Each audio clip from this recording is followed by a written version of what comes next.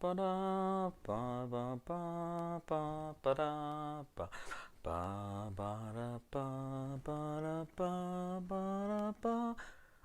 hello, ladies and gentlemen, and welcome to the Discriminating Gamer. Say, you know who really knew how to get a party started? Lenin. Ladies and gentlemen, today we're going to go ahead and take a look at Soviet Dawn from Worthington.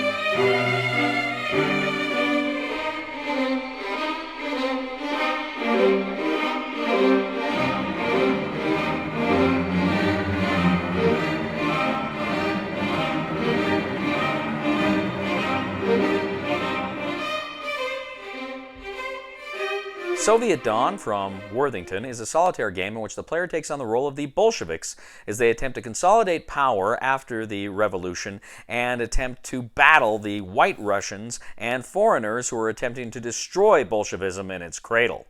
This is a States of Siege game, and essentially you have Moscow at your center, and then you have various tracks leading out of Moscow, an eastern track, a southern track, a Baltic track, a Polish track, an Allied track. You have all these different tracks leading out of Moscow, and different armies, different fronts advancing along them. Now, at the beginning of the game, some of these fronts are not activated, and some of the fronts are, closer than others to Moscow. Now, if at any time during the game, any one of those fronts actually reaches Moscow, you instantly lose. Now, the game is driven by three card decks. You have Dusk, Twilight, and Dawn. And these three card decks come into play differently, and you're trying to kind of get through all of these decks and weather them effectively.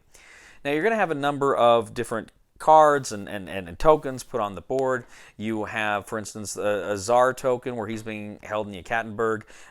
You also have a number of tokens for different special actions you can attempt to do. And you also have kind of various reserve offensive fronts and political actions tokens that you can potentially use later in the game. Now, whenever you draw a card, of course, you look at the headline that has the historical flavor, and then it's going to tell you, with flags on the sides, which fronts advance. Typically, each front is just going to advance one space closer to Moscow.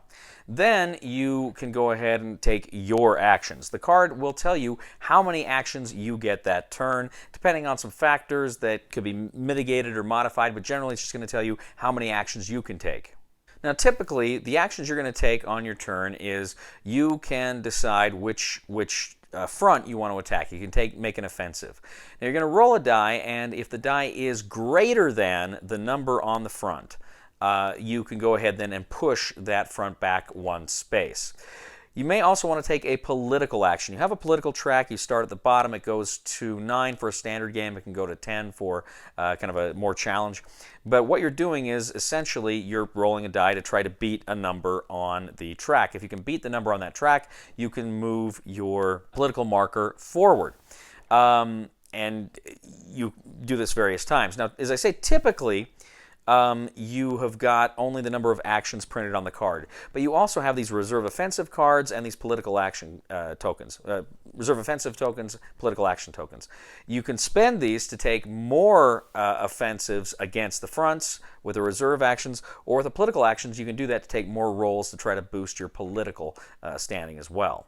Now, you can also try to reorganize the Red Army. If you reorganize the Red Army, I think you have to roll a 6.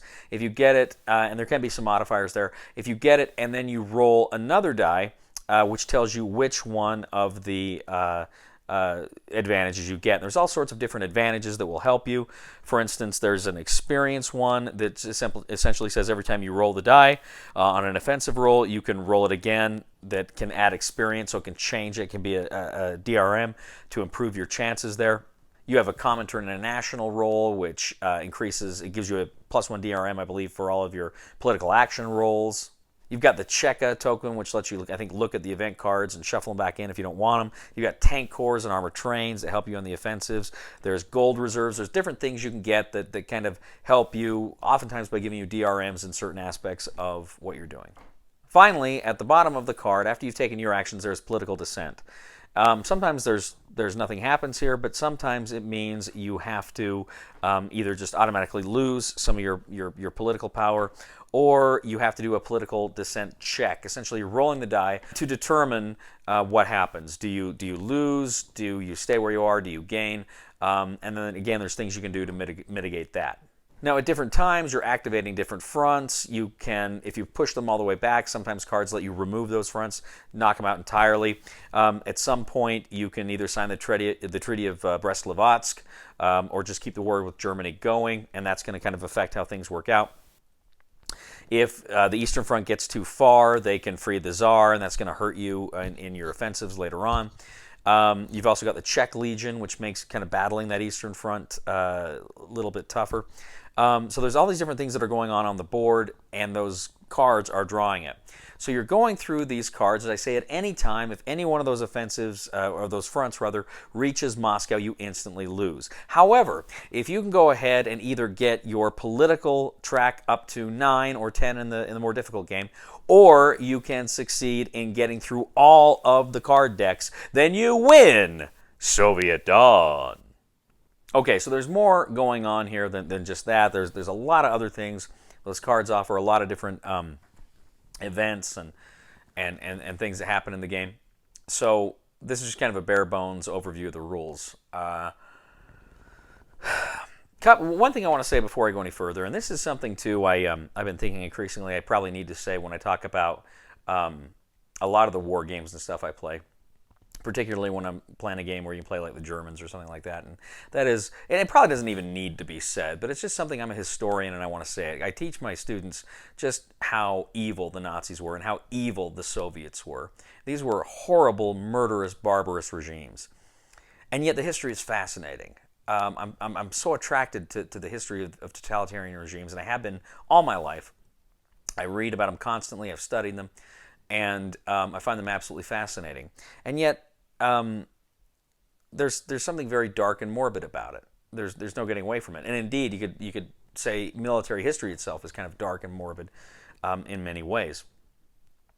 So I just wanted to say that. I wanted to say, okay, whatever my opinions are of the game, I thoroughly dislike the Soviets. I think Lenin was a murderous punk, and Stalin was even worse. And there's that little itch in the back of my head that and I say that because I really enjoyed this game. Spoiler alert. I really had a lot of fun with this game. And so it's you kind of feel like you're playing the bad guys, you know, the real bad guys. But it's such an interesting game, and it's so well done. Now it's a States of Siege game, and I believe this was originally a Victory Point game that came out years ago, back when Victory Point Games was kind of pumping out these States of Siege games, and they were all great, some better than others. And the designer here did Habsburg Eclipse, which is one of my favorite games, which I think is going to be getting a reprint from another company next year. But I saw Soviet Dawn when it was on when Victory Point Games had it, and I really wanted to play it. I just never got around to it. And you know, Victory Point Games back in the day, they made great games, but they weren't, you know, well known as this great production company. And Worthington lately has just been knocking it out of the park with their productions. Their productions have just been phenomenal. And this game is beautiful production. The tokens, the cards, the board, everything here. I'm really impressed, right? As I have been with stuff coming from Worthington recently. They're just quickly becoming, I think, one of the best war game companies out there. And this game, technically, I guess it's not a war game. It's got aspects of a war game, but it's a States of Siege game. And when I like the series generally, and this one is one of the best, I think. Now, having said that, there's something I need to address here, and that is this game is very luck heavy. There is incredible amount of luck in the draw of the cards. There's a lot of die rolls. A lot of times die rolls don't go your way. So this game has a lot of luck. Be aware of that. But there's also ways to mitigate your luck. You've got those reserve tokens, those political action tokens. There's choices that you can make in the game here and there that can affect the game. I know some people are going to have a real issue with that. They're going to say this game is just too much luck. And if that's going to be an issue for you, I get it. But for me, for the experience this game provides, the game is about an hour. It's fun. It's fun. And I actually was playing this game the other day. I played it a few times. I was playing this game the other day, and I was like right at 8 for like a long time on the political track. And so I was spending all my political tokens to try to get a 6. And I got to get a 6. I got to get a hard 6 because I got no DRMs. And I'm trying. I just can't get it. And then some of those dissent cards come up that knock me down. But then I get right back up. And I was just right there. And then finally, I think it was the Southern Front crashes into Moscow, and I was screwed. But it was such a fun experience. And it was tense. And you're like, and you're nail-biting every die roll and every card draw. I really had fun with this game. Like I said, playing in an hour for as short a game as this is, it's really one of the better solo games that I've played. I mean, honestly, for me, I really like the DVG Valiant series. Like just the Soldiers in Postmen's Uniforms is the newest one. I really like those as well, but I really like this one. Soviet Dawn is fantastic. Again, if you think the luck factor is just too much for you, it may not be for you. But otherwise, I'm going to go ahead. I'm going to say buy it. I really have fun with Soviet Dawn. It's a game that when I finish a game, I want to play it again real quick. So recommendation is buy it. You will have fun.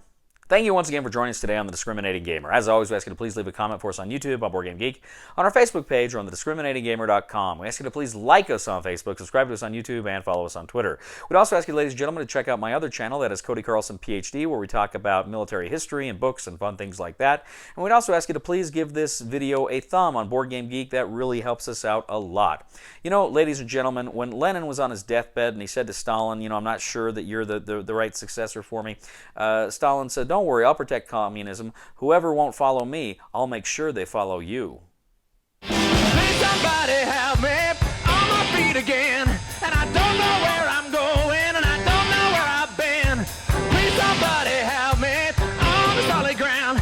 It's a long time, and I'll be dying. Once a year I wind up in the band. Go ahead. Say what you're going to tell me something very important. Okay, so I want to get this on camera. Okay. At this point in the game, I would like to offer a peace between our tribes.